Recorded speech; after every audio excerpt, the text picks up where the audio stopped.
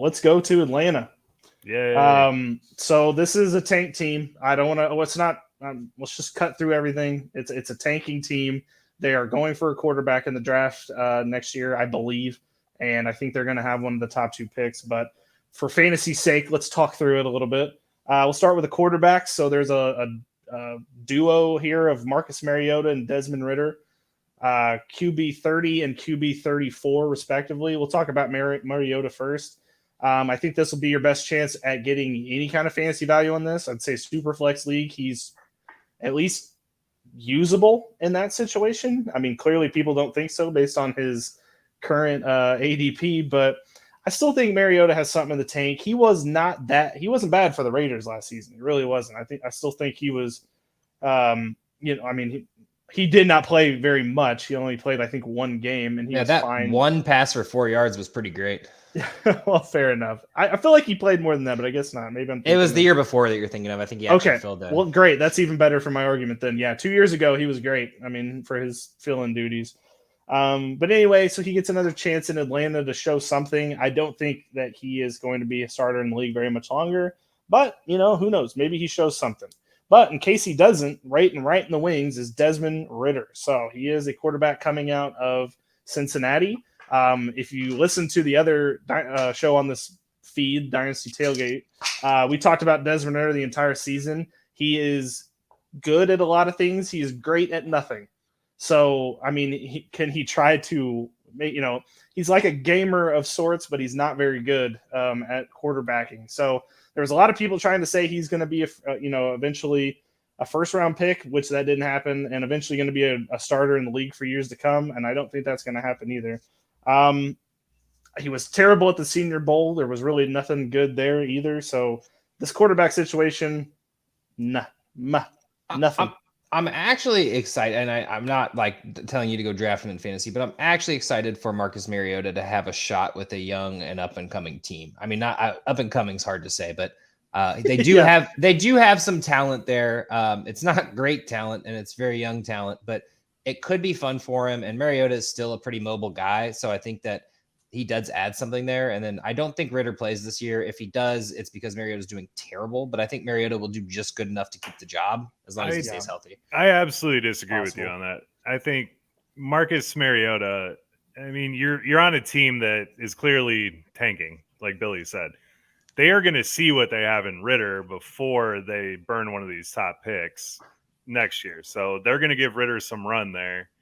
And then the worst case scenario for them is that Ridder is decent, because then they're going to be. I think by week 6, week 7, I think you see Ridder in there. Yeah, it's going to be a disaster either way. Oh, I disagree with that. If anything, it's at the end of the season. I think Mariota does just good enough to keep them at like 500 to start the season. Like they don't want to be 500. I understand that. I understand that, but they're still going to go out there and play football. They're not just going to go out there to lose games. There's only a few people on this team that actually want to be on the team. Very, very few, believe me. We'll get through this and we'll explain the ones that want to be there and the ones that are just desperate.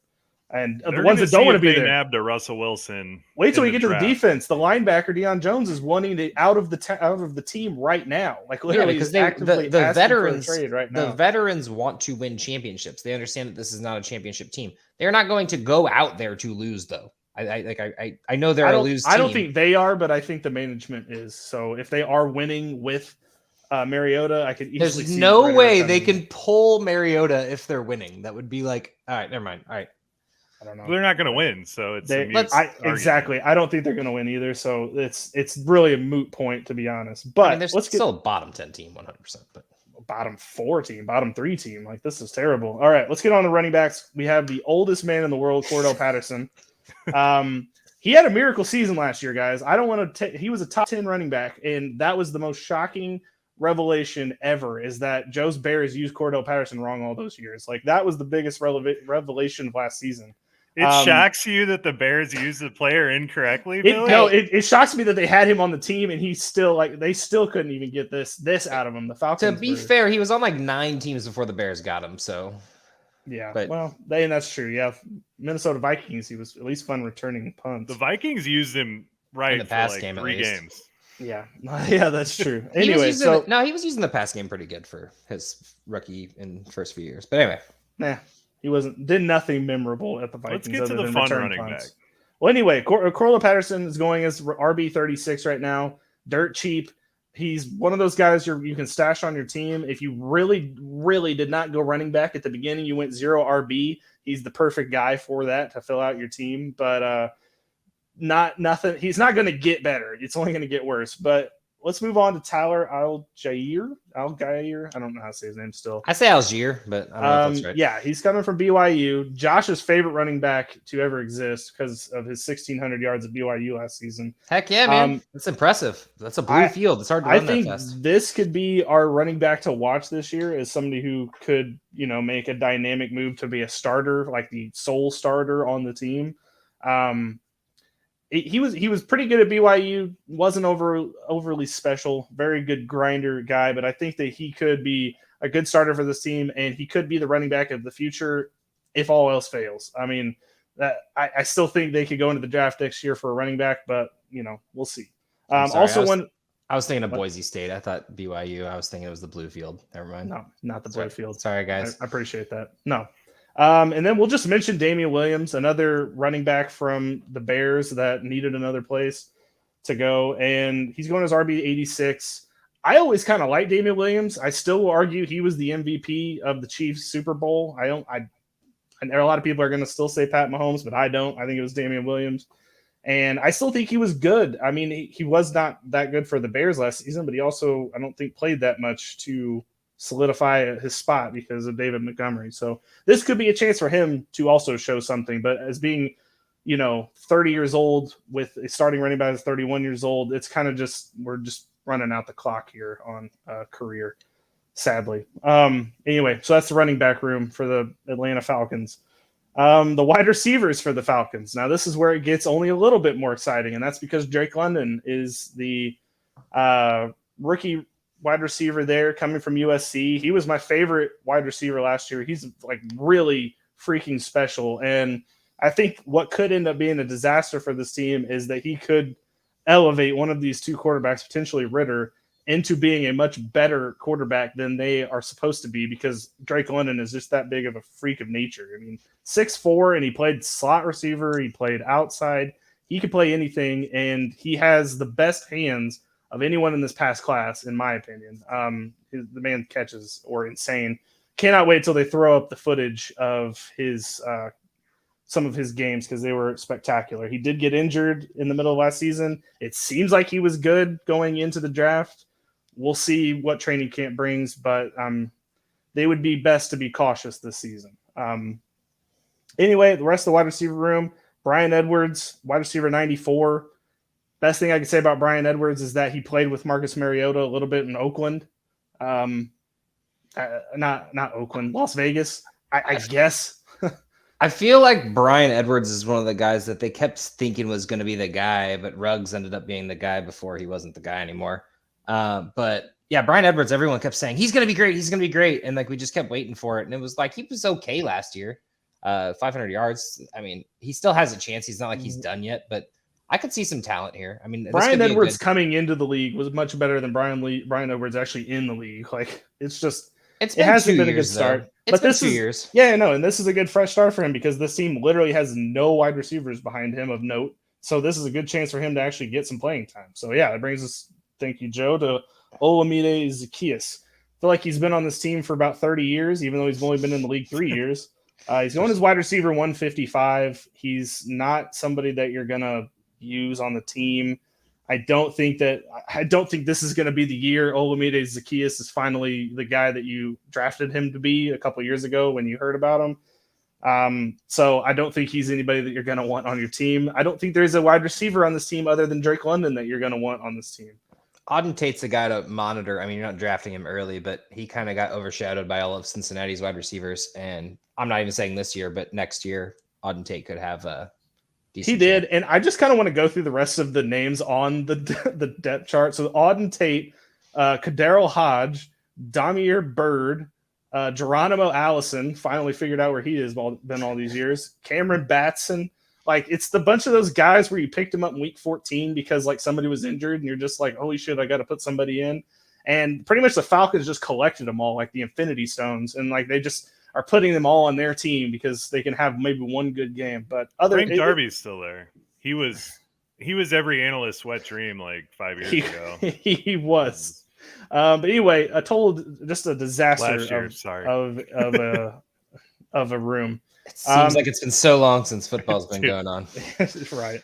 All right, let's talk about him. Yep. Let's get to the only relevant part of this team, and that is Kyle Pitts. So, first year in the league, he did get to 1,000 yards, much to the chagrin of Josh, who thinks that he should have gotten way more than 1,000 yards even. Like, that should have been the touchdowns weren't really there, but I think this year could be the year that we turn that narrative around. Having Drake London out there will be mightily helpful. I think drawing some attention away from the over-blanketed shadow coverage of Kyle Pitts is exactly what the doctor ordered for him to actually be the guy that he was supposed to be last year. Still a freak of nature athlete. I still think he is the guy. I mean, I think he's drafted. He's going as tight end 3 right now. I think that is his ceiling. I don't think he could get any higher than that. But his best year ends up with him being tight end 3. This year for sure. I just feel like my thing is he's tight end 3, and that's historically the tight end that's reached upon. Once Kelsey and Mark Andrews goes, I personally am taking Kittle over Pitts at this point. If I was going to be reaching on tight end, I would like him if he was in that tight end 5 spot. Like, honestly, last year where we went in redraft was actually really nice for him. Obviously, there was a lot of hype surrounding him. I think he went around 6th, 7th round. The problem with drafting tight end 3 that early is you're missing out on other important pieces. If you're getting Kelsey, completely understandable. Mark Andrews, do you think he's going to repeat that performance? Pitts, if he repeats his performance, he's still tight end 6, tight end 9. You're not getting what you draft out of him. And that's my biggest problem with Kyle Pitts. I think he's great, and I think he will be great once they get an actual quarterback. But I think he will be peppered with targets. His big games, though, came from big plays, which is good. But you also need a little bit more the targets there. Honestly, I feel like we're a little lackadaisical for the only guy on the team. You have to imagine he gets more than one touchdown. Yeah, that's what I'm saying. Like the touchdown, Miles Sanders, the opposite touchdown regression, like it has to come for Kyle Pitts next year. This team does have a good future to look forward to. They get let's just play this out. They tank. They get the number 1 pick. They draft a quarterback. They got Josh's boy Calvin Ridley coming back next season. They got Drake London in place. They got Kyle Pitts. Like there's there is hope. It's not this year. This is a tanking year. Nobody wants to be there, and none more than the defense, who I will get to now. So let's just start with Deion Jones. Currently, once out of Atlanta, he is seeking a trade. He has been put on the PUP because they don't want to pay him, I'm sure, but they put him on the PUP, and Deion Jones will probably be like a Cowboy or something. Like, they'll probably have to trade him away. Hopefully they get some decent draft compensation, but there's just not much you're going to want from him. All right, and that's the rest of the Falcons defense. So pretty much some goodies in here. Goodies in here. Well, okay, Joe, be careful. Come on, man. Be careful. Rashaan Evans is a good linebacker. He never really – he only had a couple of splash plays last year, 0 sacks.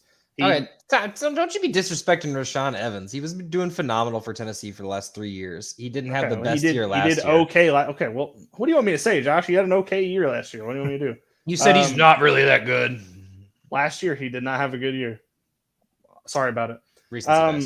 I would say – I'm not even going to – nobody else on this team, I'm not even going to get into it, other than the Michael Walker, Troy Anderson situation at who's going to replace Deion Jones.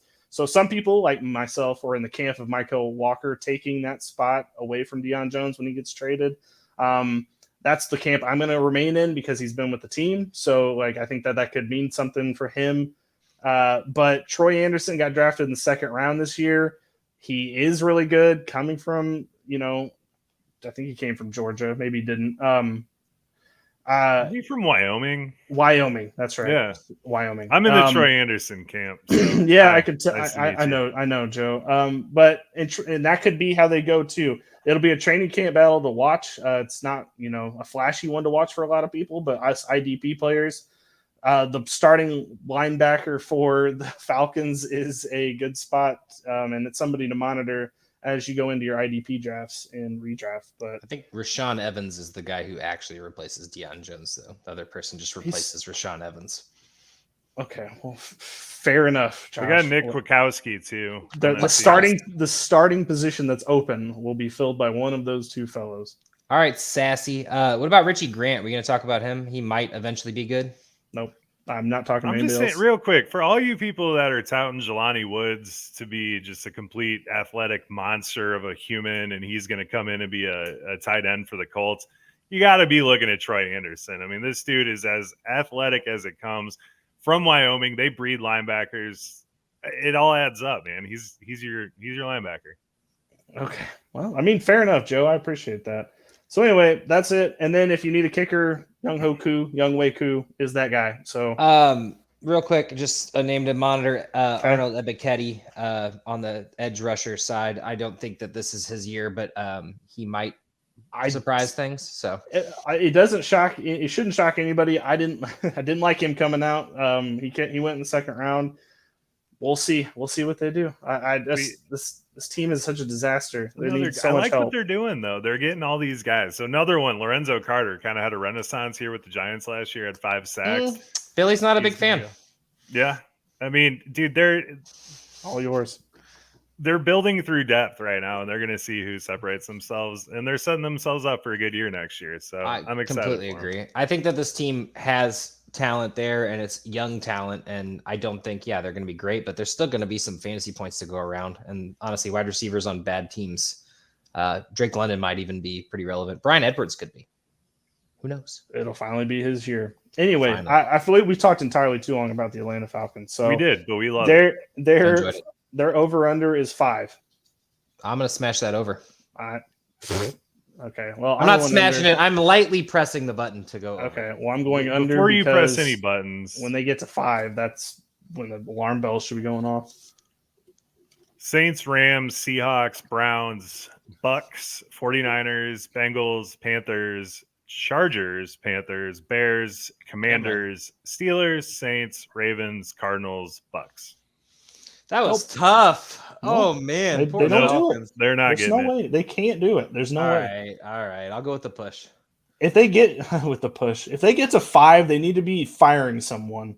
Like literally, that will be an absolute disaster. Because literally, to get the top pick in this draft, you had to have 2 wins, 3 wins. Like if you get to 5, you're kissing that number 1 spot goodbye, and that they need a quarterback this year. So